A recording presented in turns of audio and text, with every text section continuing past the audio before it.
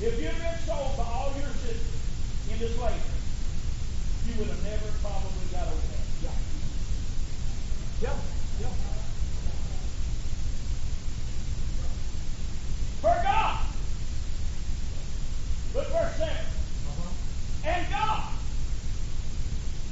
In verse 8. But God. In verse 9. God. That's what I want to preach on tonight. But God. Amen. But God. A lot of things would have absolutely ruined their lives tonight. But God did it. Whoa, hallelujah. Amen.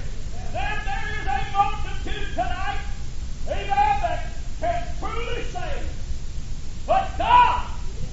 Joseph went on down to say, but you did it for evil. But God did it for good. Amen. And it is a wonderful thing, amen, to have God, amen, take those things that would have been against you, try to ride around and make them for you.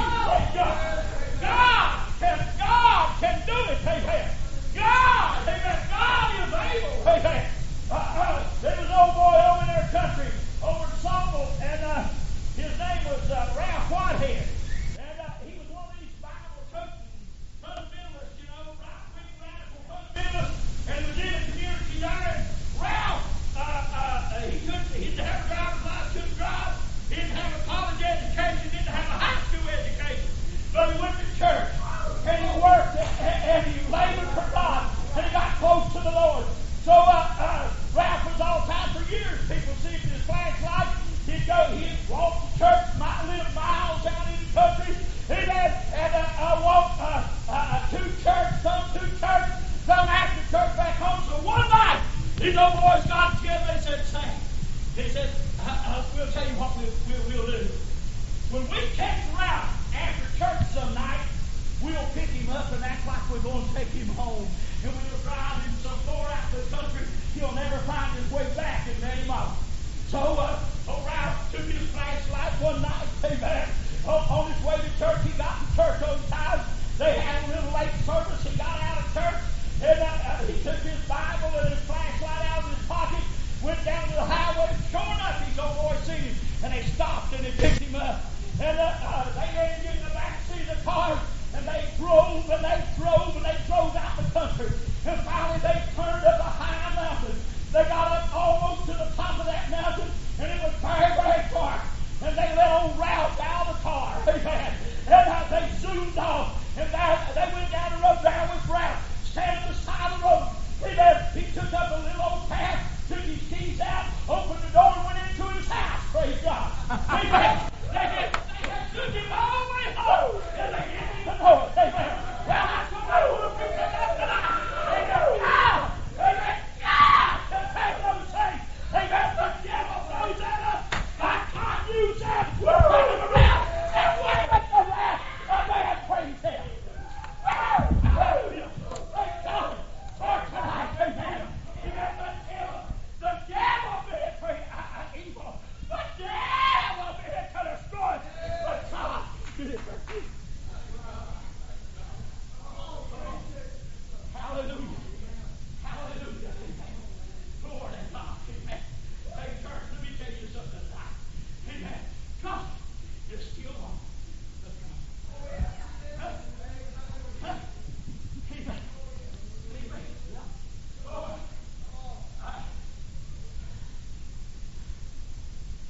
I don't know how many times in the New Testament, amen, I'd just like to turn over here in the book of Philippians, amen, and read to you just a few verses. Amen. Paul, why was that little Jew, amen, every word, all the time giving praise to God, amen, but put in prison, amen, and where the bonds of chains. Did you know that the big part of the Apostle Paul's life, amen, he stayed in prison, chained to a pillar, amen. He wrote the book of Romans, First and Second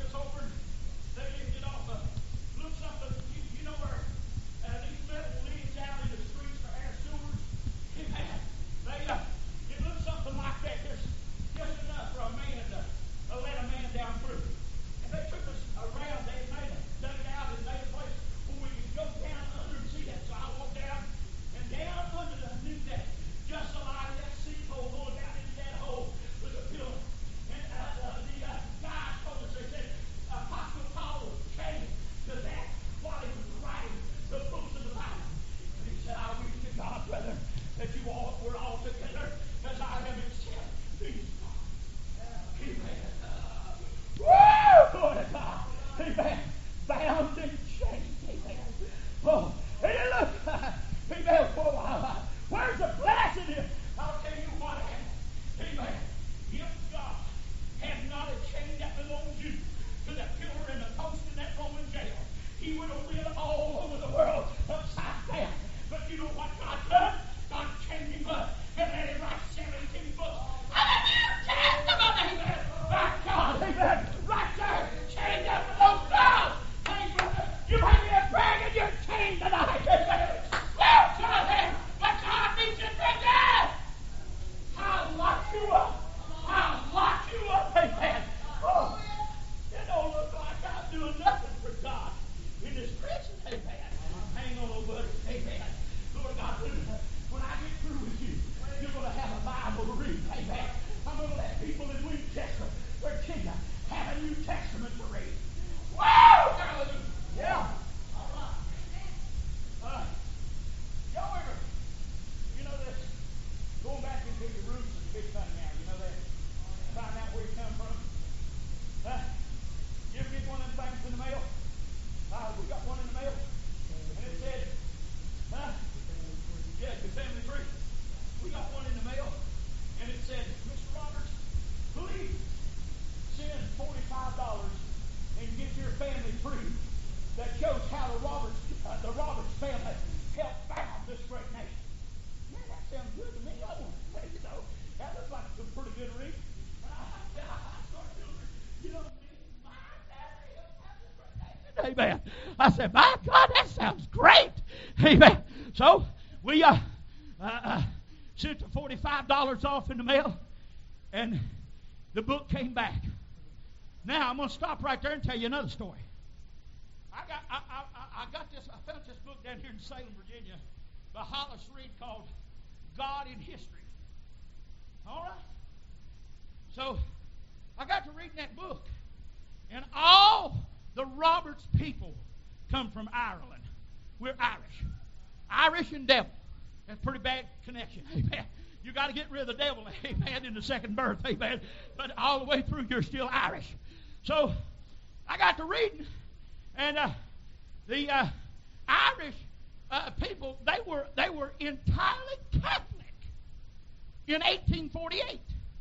They were entirely Catholic. The whole nation of Ireland was in the priesthood. So God sent a potato rot, the Irish potato rot. How many of y'all read about that in history? Yeah. Well, if you ain't, you've heard about it tonight. Praise God. So God sent a potato rot. Well, those my ancestors were starving to death. There was about 6 million people in northern Ireland in 1848 when God sent that potato rot and that famine. And so the Catholic priest went out there, and they went out to the fields where. How long a chain I got here, Brother Paul?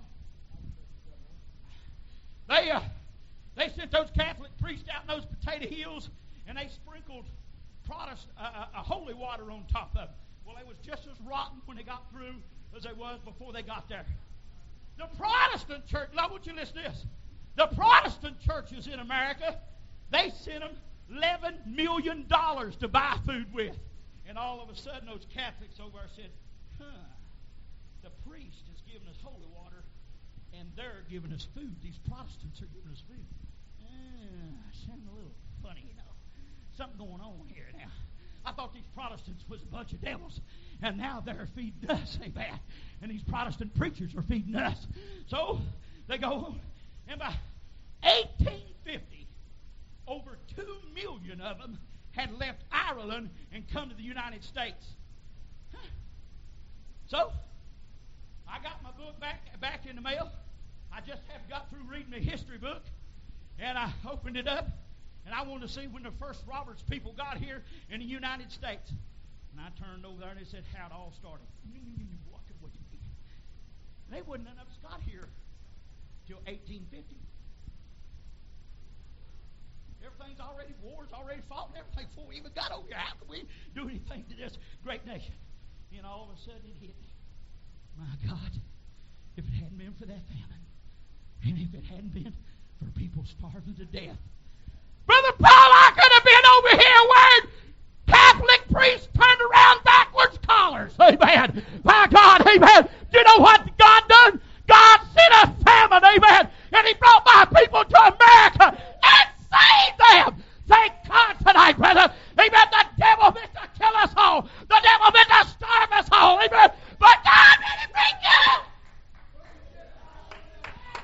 I'm in it for good. Amen. Hey, Lord God. Hey, let me tell you something. The most dire thing that can come in your life, God can turn it right around and make good come out of it. I like this. I like this right here. In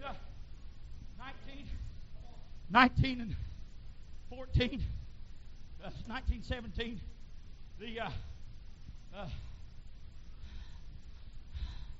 they had a ship over in England that they said that nothing could sink it. Hallelujah. Impossible to sink it. Amen. Amen. Called the Titanic. Amen. Oh, Lord God have mercy. They said, well, there was an old Catholic preacher over there, Holiness preacher over there by the name of J. Stuart Holden. And if you've got his book, In Remembrance, he has got the ticket that he bought on the Titanic. A copy of that ticket inside that book. And they had a scripture verse printed on every ticket that they sold on the Titanic. And it was Psalms 104. It said, He delivereth thy life from destruction. Well, Holden was, they wanted him to take a vacation. His church didn't send him on vacation. So they bought him a ticket on the Titanic, amen, to take a vacation. He got up, Brother Paul, it was leaving out on a Sunday morning. Stuart Holden got up on a Saturday morning, and he had the flu. Can you hear him? Oh, it's the attack of the devil. Oh, God, you know, Lord, I need this rest so bad. He said, oh, God, I'm sick. I've got the flu, Lord, and I need this vacation so bad. Can't you see him saying, oh, would you run and get Johnny Gabbard to pray for me, amen, and get some oil and anoint me, amen, and pray for me in the name of the Lord, and God come down in the valley, heal me. So, you see that old preacher man of God, amen, just as sick as he could be, amen, wanting to go on that vacation ride on that brand new ship in Faith Voyage. Calls everybody. He says, pray for me. I've got the flu. I'm sick enough to die. Sunday morning comes. He wakes up. He's still so sick he couldn't live. Amen. And he decides, well, this is my dream voyage. Amen. But I'll just stay here sick.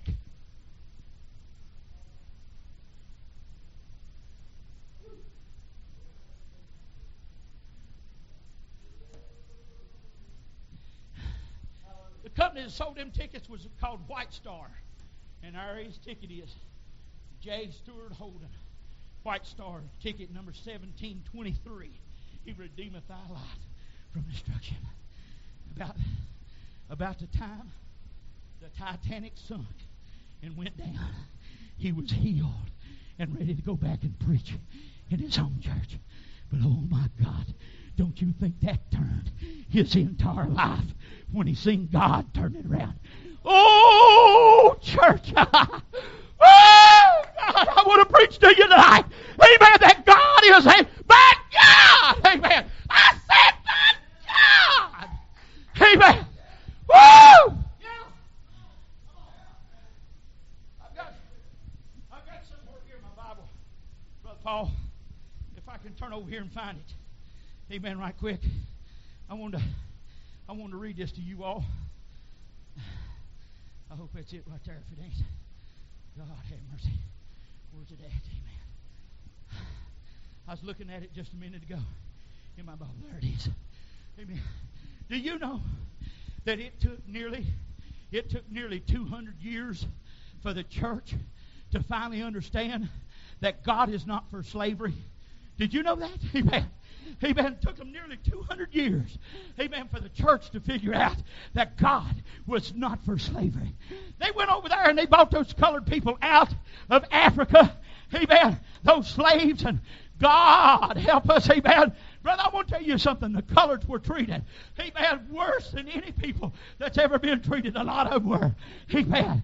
Oh, God, they was Hottentots, amen.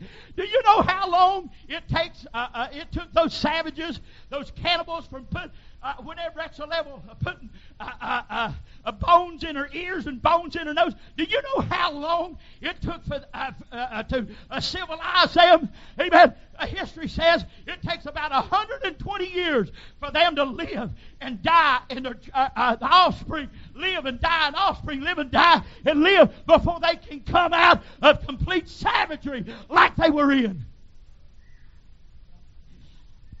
But somehow they come over here by the millions. And I want to read you this.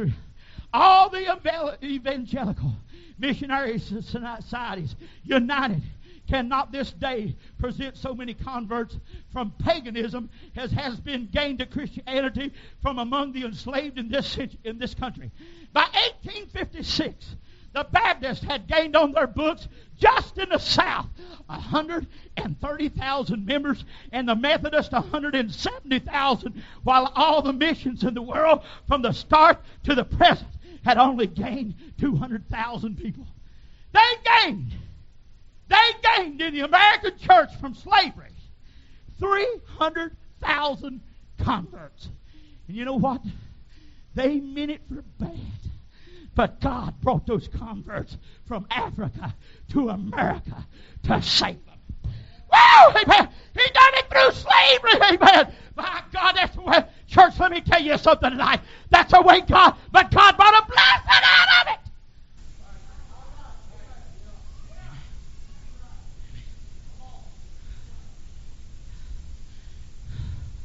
A year ago, a year and 8 months ago, we went down to Richlands in the Raven section. Actually, in 1997, we went there and bought land to build a new church on. And we was from 97 to 2003, to the winter of 2004. Amen, before we started on it. We went down there and dug the footer on it.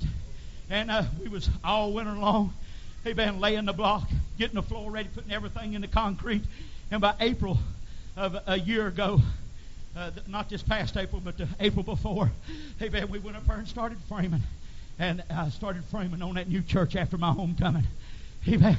We had almost got it under roof, framed the walls up and set in the trusses, when the greatest storm hit our country that had ever hit it.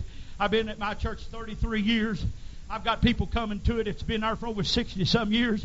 The greatest storm that ever hit our country, amen, blowed through and flooded my church. We had over 30-some inches of mud and water and silt on the inside of that church. I went and looked at it. I come up to the altar, and I sit down in front of the altar and just bowed my head and cried looking at the mess I had. I actually didn't know which direction to take. All the FEMA and all the agencies come and said if it had been a whorehouse, we could have helped you. But it's a church, and you can't get a dime out of it. Say, man, we won't give you a dime. So I had this church started up on the hill, 12,000 square feet, and here I am with no place to go to church, and mud, and everybody else went on vacation Memorial Day weekend. Everybody was going on vacation. So me and Deb and 2 or 3 women out of the church went down there, and we started shoveling that mud out of that church. I'm telling you, amen, we had to carry everything out. I took my Kawasaki inside of it, cut some of the carpet up, put a rope on it, and pulled it outside.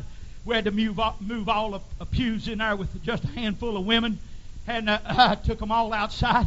We shoveled mud. We shoveled mud and carpet and sheetrock. We had to tear all the walls out in the church, tore them completely out. Amen. Tore everything out. All the carpet, all the Sundays, everything. Tore it all out and took it all outside. And so help me God, we started pulling that outside. An old charismatic boy come down there and brought his wife. The thousands of people drove up in that holler just to see the flood, you know. Amen. So we had about 50 feet of our parking lot washed out, about 14 feet deep. Amen. No parking lot, no nothing but mud and disease. They just trying to give me tetanus shots and junk like I said, get out of my way and let me get to work. Amen. By God, I got work to do. Woo! So We went inside that church, took power washers and wheelbars and shoveled mud and everything else that was slinging out of them septic systems coming out of that holler. One old guy, one reason it flooded so bad was had one old boy with an antique stove on his porch, and the stove come down the holler and got trapped in my drain pipe and nowhere for the water to go. They come up there. Now here's what the state does.